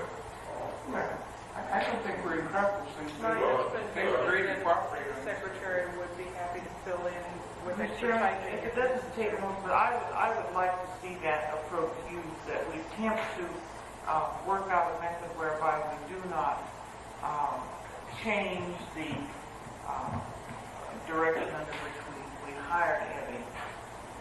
I would like to suggest that the chairman work this out with Evie and with Rick to their mutual satisfaction. How's that? All right, let's proceed. Is there anything else under this item? Reports of committees, the Public Information Committee. In the absence of both the chairman and the chairman of the Public Information Committee, I would like to make a quick suggestion. We've already talked about the invocation of the charter, which will be on the 21st. When I put advertising philosophies on here, it's because during the course of the last couple of days, she has appeared in our office, and I'm sure more will, concerning contractual services having to do with media presentations and that sort of thing. And I truly believe that I need some direction from the commission on how we intend to approach the sale of the final draft of the charter. In a nutshell, is it strictly public information versus advocacy? And how do I handle the contractors who come forth and say, we want to put on Splendor's campaign for you? I have suggested to the one who arrived so far that you make up a proposal, as simply as that, but I need to waste their time if we're not going to need their time. Mr. Chairman, just to comment, perhaps others of you received this in the mail, but I just had it and not a chance to get back. But Millet et al. Has renamed his committee, and they're now calling it Group for the Verification of the something or other. But anyhow, there will be a meeting next Tuesday at 201 Community Center building to reactivate the Citizens Group for Unification under another name. There will be people there from the League of Women Voters and others charters acting individually at this point.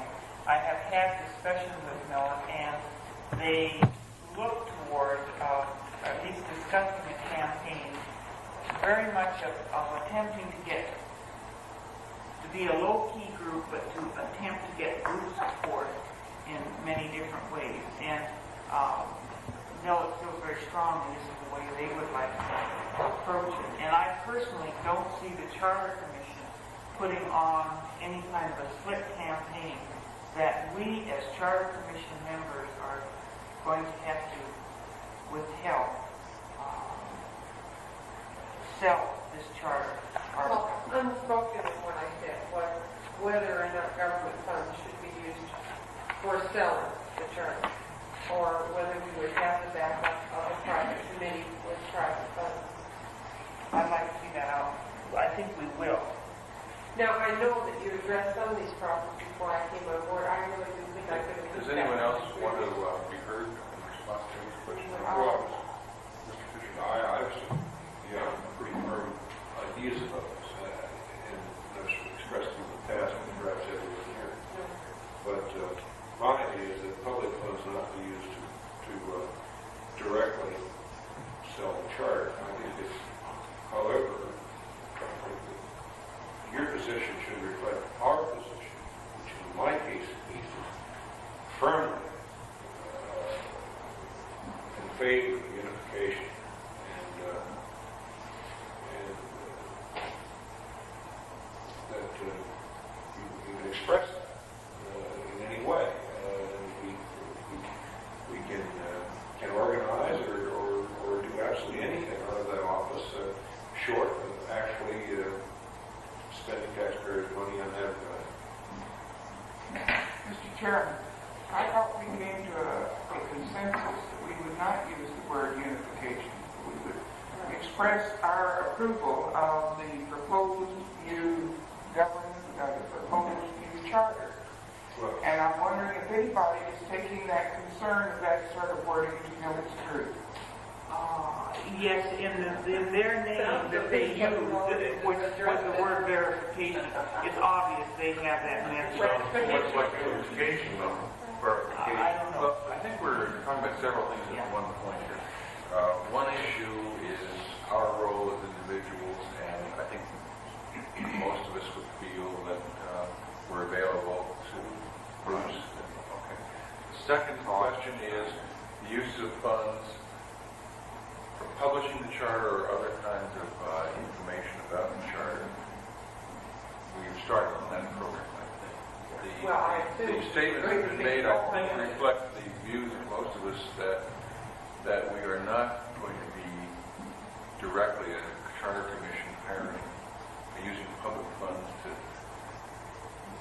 sell the charter in the way that the city may sell a bond issue. Now, Mr. Chairman, this leaves unstated the extent to which we wish to do an information campaign. I know that. And it also leaves unanswered Evie's question, really underlying all of this, is she going to handle the information campaign, or are we considering contracting with someone?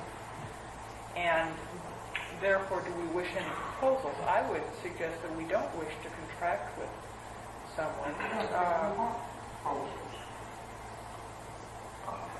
But that's really open to discussion. I also want to donate that service.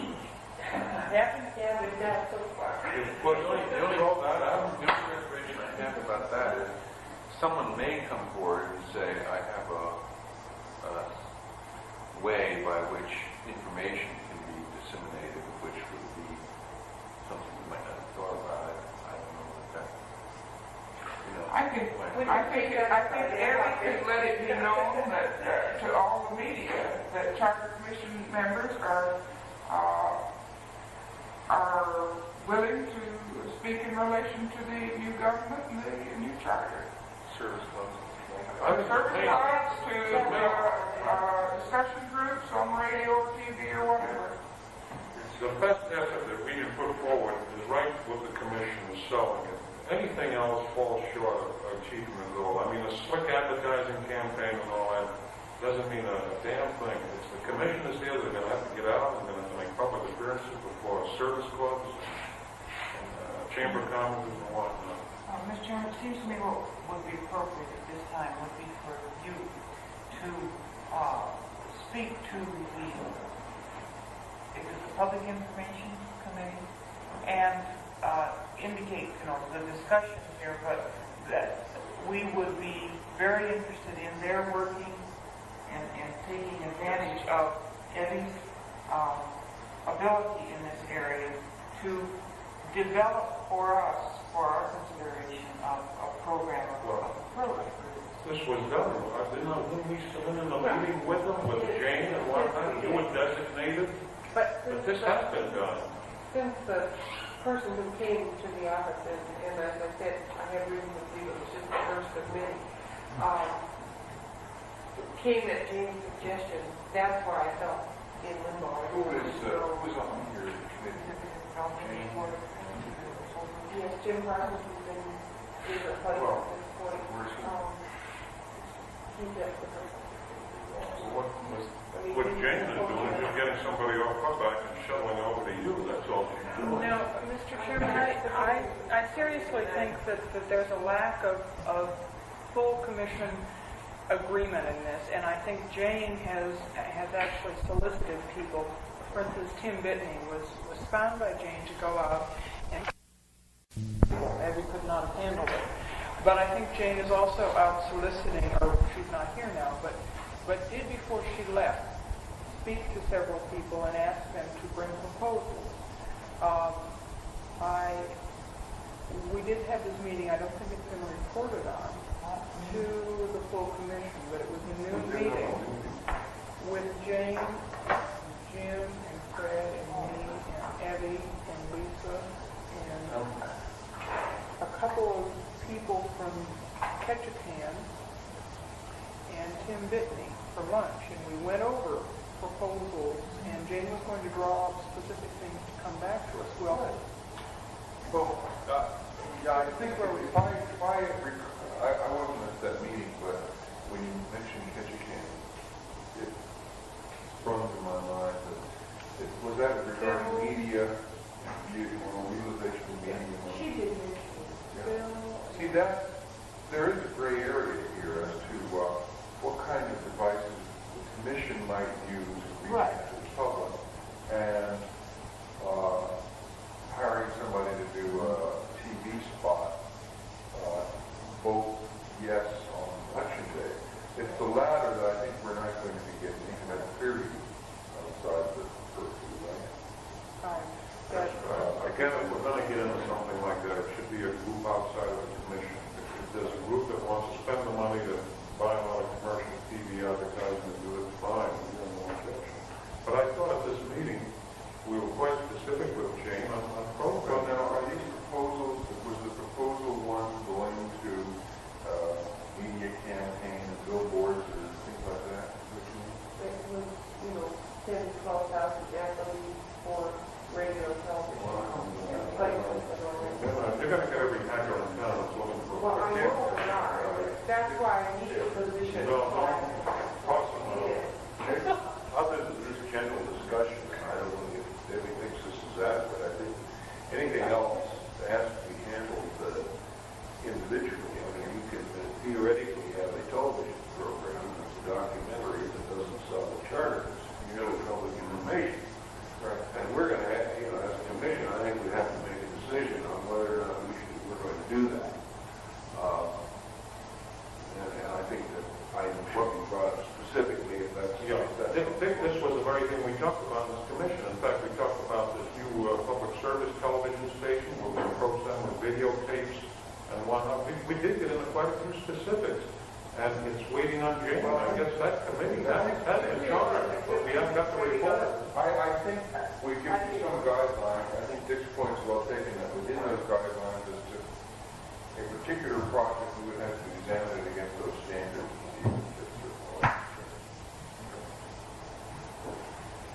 Have you not tried? My point was that I could turn into a I think that I just Didn't didn't decide know. that. Well, I think you'll make that work for the public I advertising. don't mind doing it. Mr. Chairman, Yes. have we, or is it necessary to discuss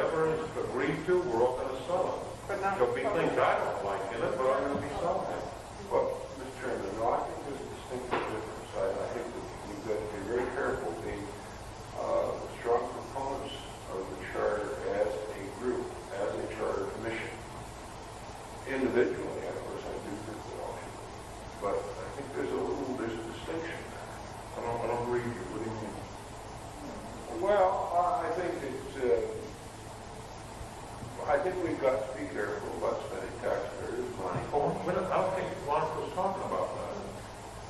Well, but if you're, I think Lawrence is talking about the policy that we're going to adopt and what we disseminate. Well, Mr. I We're all going to be talking out of the same hip. Mr. Scheid, I was talking about. Mr. Fisher, we're all going to be talking out of the same hip. That's what she's saying.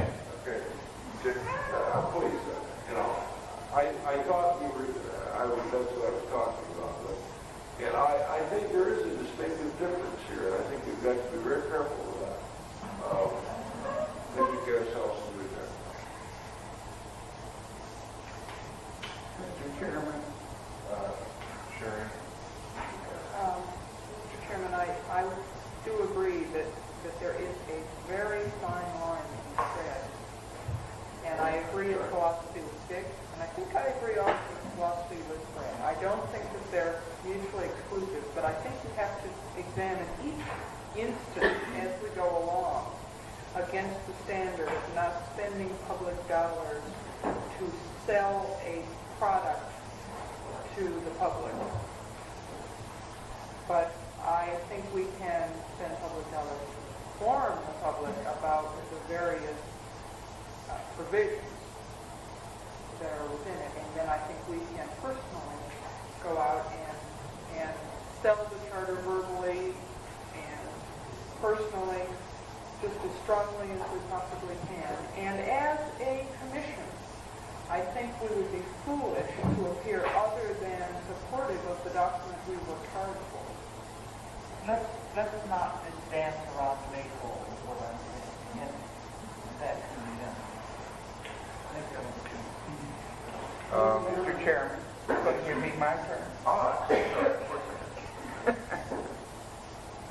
I think the business of how we're going to support the document individually is up to each other. And some of us use one style of supporting it, and some use another. As I told the whole commission from the beginning, and I told you all along, whether or not I support unification is whether or not the possibility is left to people for having single-man districts. And so long as that occurs, I told you from the beginning that I have every intention of supporting it. But I won't go out and say you vote for anything. I never have, and I never will. I tell the folks, look at the thing that I think it is. For me, it looks like it might be a better government. But they're going to have to make up their own mind. And when somebody tells me to vote for something, I tend to go for the opposite direction and look for reasons not to vote for it. And I think it's up to each of us to use our own style as to how we want to try to sell. The only point that I'd like to make to that, Mary, is that if you're running around and you're selling a single-member district, and I'm running around selling multi-member district, it's not going to work. I mean, the public's going to look at it and say, well, there are two guys in the commission that wrote a charter, and they're direct opposite sides of the fence. Well, what do I do? If you insist on having the apportionment in the charter, you may be right. And if we go like we were talking about a while ago, and separate that issue from the charter so that it's not part of it, and go with whatever the people decide they want in the way of apportionment, then we've not heard anything. We can all back the charter. I can move on. Yeah, I think we should.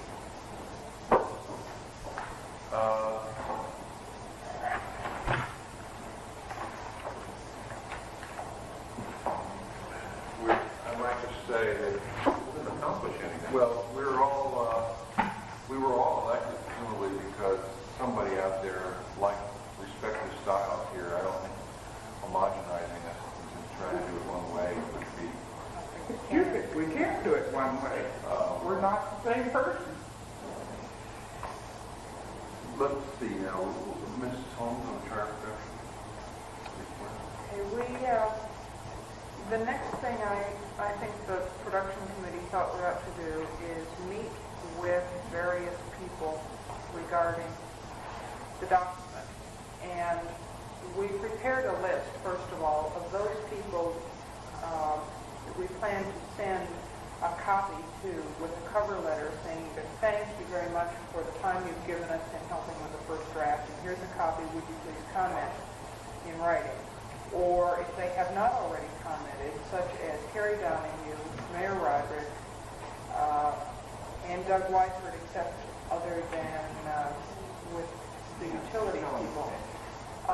We'd like to request a meeting with them. I think a few noses are beginning to move a bit out of joint because we've not as yet asked for their opinion. So what we would propose is 3 different meetings sometime in the next couple of weeks with Harry Donahue and Mayor Roderick at one meeting, with Norm Levesque and Bob Nelson to go over some of the financial details at another meeting, and with Doug Wyford and whomever he wishes to bring from the city staff at a third meeting. I would propose that perhaps noontime meetings would be fine, or any other time that the commission would desire, but I think in the next 2, well, let's put it this way, before the close of the last public hearing would be appropriate. That gives us 3 weeks. Which day is the hearing coming? The 21st, That's next. Wednesday. And then we have 2 weeks of public hearings after next week. May I make a suggestion here, Sherry? Sure. I think it would be timely if Effie sent copies of what she gave us tonight, so that they get to them within the next couple of days before the public printing. I can do that tomorrow, I already put it I up. wonder, Sherry, if you would briefly run over the list and there might Yeah, it'll, Mary. Mary, it'll take me just a couple minutes, and I think we can do it that way, rather than mailing them. The borough mayor, Harry Donahue, Norm Levesque, Mary Coffey, the clerk, Joe DeBoer, the ombudsman, Gary Thurlow, and the borough assembly. All of the borough assembly. So that takes care of the borough. Then the school district, Superintendent Joe Montgomery, Attorney Sheila Gallagher, and the members of the school board. We also have a note for Rick and Sheila to meet at some time during this time to go over the policy items and the legal aspects of the schools and the charter. Then the city, Mayor Sullivan, members of the council, Doug Wyford, the city attorney John Spencer, the clerk Jean Michoud, finance director Bob Nelson, utilities Jack Harris. Others that we thought we'd like to send a copy to for review would be Bob Flynn and Irv Bertram and Terry Fleischer, who gave us all information on bonding, and Millet Keller, who assisted somewhat on the transition, and also for his tie-in with the other group. I'd appreciate, and we also have on here, Lisa suggested maybe the community councils coordinator and the community schools coordinators, the possibility of advanced copies or a letter. Well, what we thought we could do to save some cost here is we will include, I believe, in those letters to say Mr. Donahue, Mr. Wyford, and Joe Montgomery, that we would appreciate their dispersing the copies to appropriate department heads. And that we will have care copies available for How them. about, how about the mayor of Girdwood and the assembly and the council up there? Yeah, Right. good. Just, And done out. Well, now, and how about, let's do it, let's send Lisa. Eagle River. Let's do it to Eagle River too. It's good politics. Should anyone have any Eagle River? I think Lee George. George and his council. We had a meeting with Glenn Briggs and Stan Nickerson. And I think we're sending, since Jordan does not report to Send it the in. school, Yeah, send send them well, copies. send it to Glenn, and he could, What's the other man's name, King? Nick Nickerson. Oh, Mr. Druin. Druin. Rest of the name, that's right. He's working with Mr. Briggs. And I think they're in that. They will get them, of course, in the newspaper in a few days, but It would be very policy to spend.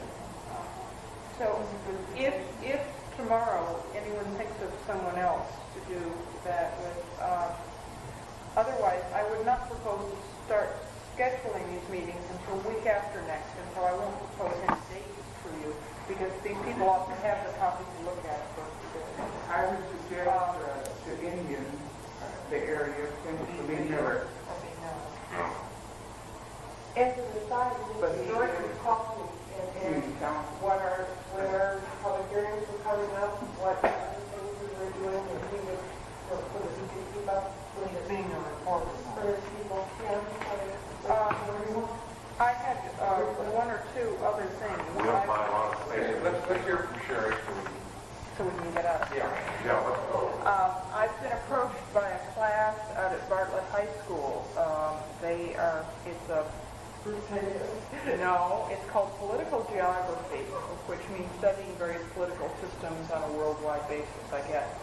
To attend their Thursday classes between about 11 o'clock and 2:30 and conduct 2 different units on the charter, relating to the charter. And I said that I would do it and that I would attempt to get other commission members to assist me if possible. I thought, Lisa, you might be interested in going. Could you go? Okay. And I would appreciate at least one other commissioner, or 2. If you could go, it would be a help. When is it? Thursday the 22nd. Sherry.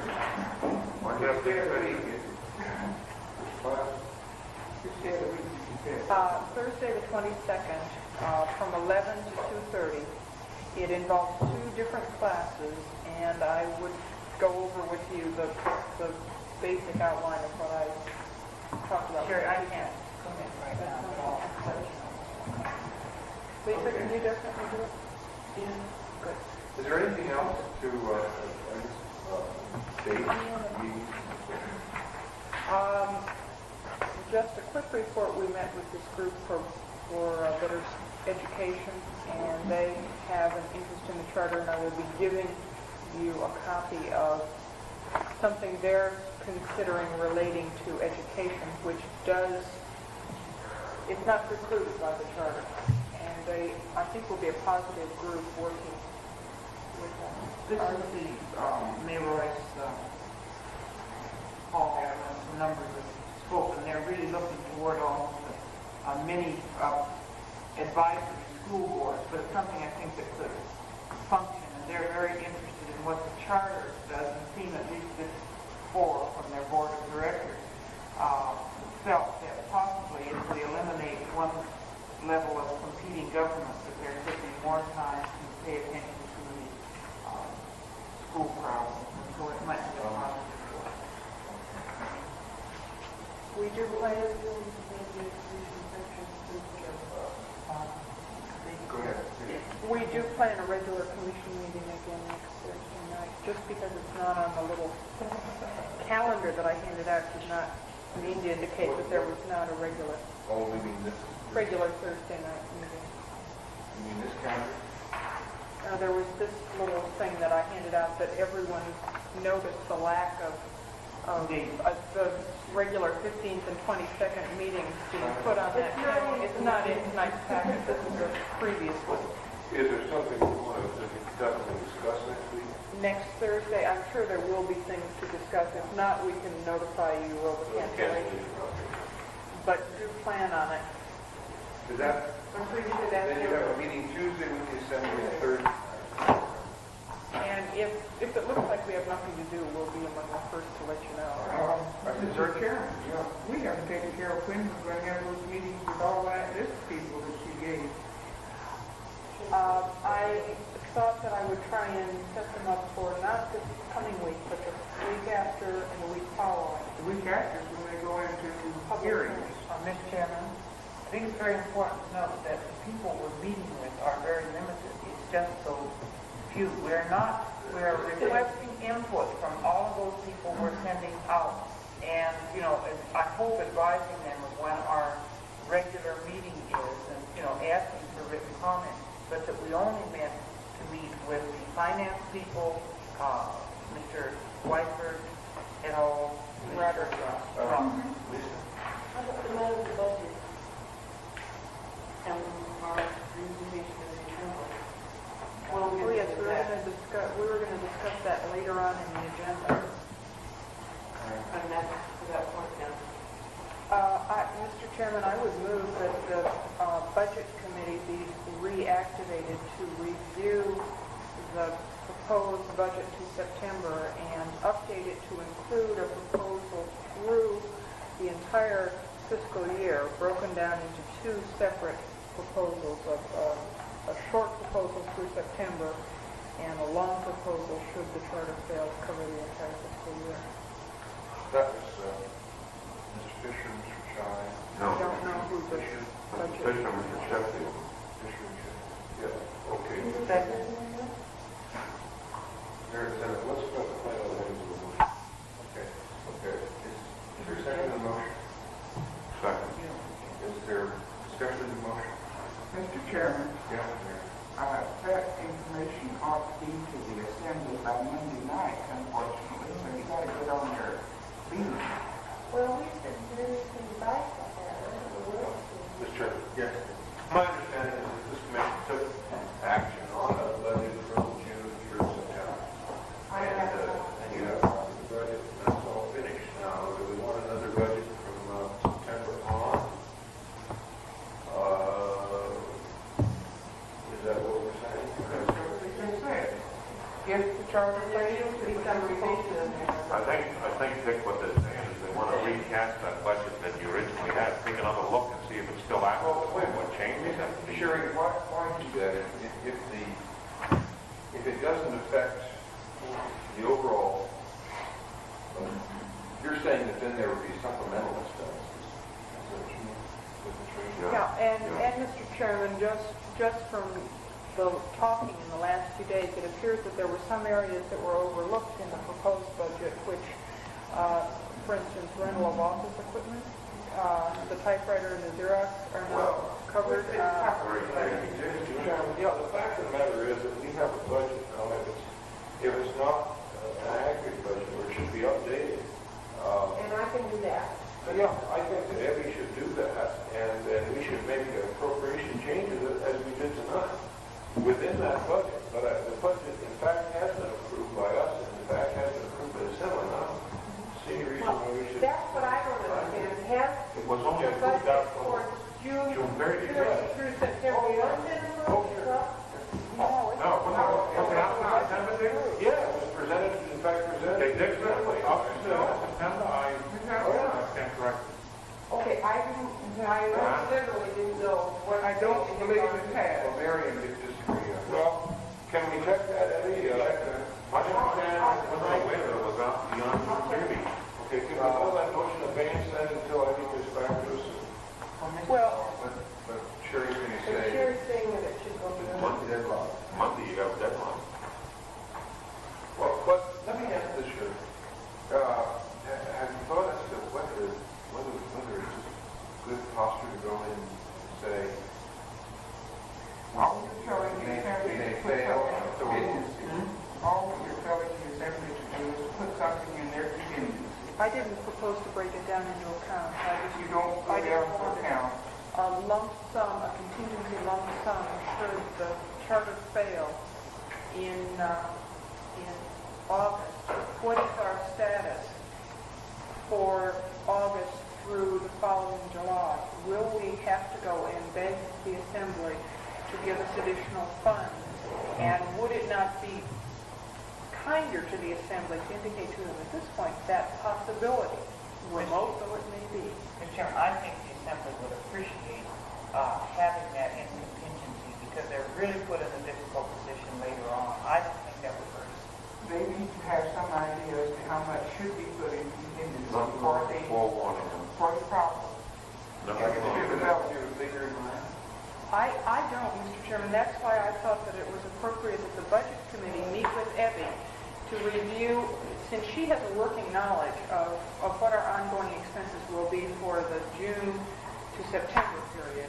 She can indicate to the Budget Committee whether this budget's adequate, and it may be, it may be just a little shuffling around of funds. The lump sum may be all right, and we can move it within categories. If the lump sum is grossly off, however, it's appropriate at this point to make not only a revision in that 4-month period or 3-month period, but also regardless of that, it's appropriate, I think, to indicate to the Assembly a desire to have them put in contingency fund. Projected amount. Yeah, Mr. Chairman, first, I think we need to know where we are. My understanding was that the last time this was discussed, is that the Assembly needed information as to next fiscal year's budget from us way back 2 months ago. Mr. Chairman, this was a proposal put into their budget process. And that the chairman did in fact go to the Assembly at that time with our budget. And got the budget approved. And I forgot what the figure was. It seems to be the similar figures we have now was up to 30.5. Yeah, right. And so it seems to me that has in fact been accomplished. In fact, yeah. Mr. Chairman, as I recall, the exact thing that happened was Frank did go, and he did get approval, but only for the budget we're working with now. And he submitted an advisory budget for the budget-making process to the Assembly to be cranked into their present budget. They did not take action on it, however. They merely put it into the budget-making process, and action will be taken on that as part of their entire budget package when they set the mill levy. And so in order to have any changes can be made up to the time that they set the mill levy and take final action on the budget. And final action is Final action is due to come on the 28th, but we want as many of the changes cranked into the budget Monday night as at all possible in dollar figures so that we can come up with a mill levy on the 28th. We don't want any mill levies changed on the 28th because the staff has to do some figures. All right. So the changes are due to come Monday night. Okay, fine. Mr. Chairman? Yes. I don't know, I think, if Evie would go through that proposed budget and see if it is in fact reasonably accurate, and then get back to me, and I'll get Mr. Sheffield, and we'll come up with a contingency. And it seems to me that ought to do the job. All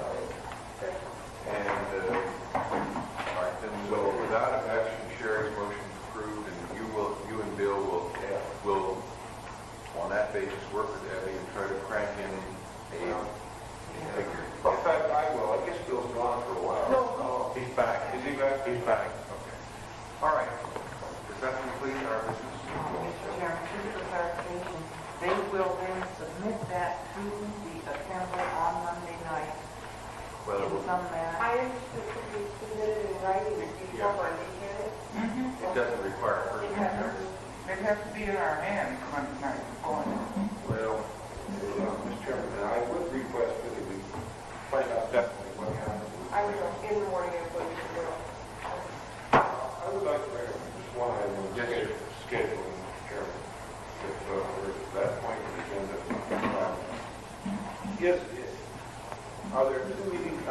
Is there a meeting scheduled in every district according to that schedule? It appeared though there wasn't two meetings close to the core inside the city. True Gap. Yeah. But what other? Who said there should be two? Well, is there one within each district? Yes. I called the borough, I found out where the districts were, I looked at our map and set them into the districts as best I could. Only repeating the one at Eagle River at True Gap High because that seems the most central for all people involved.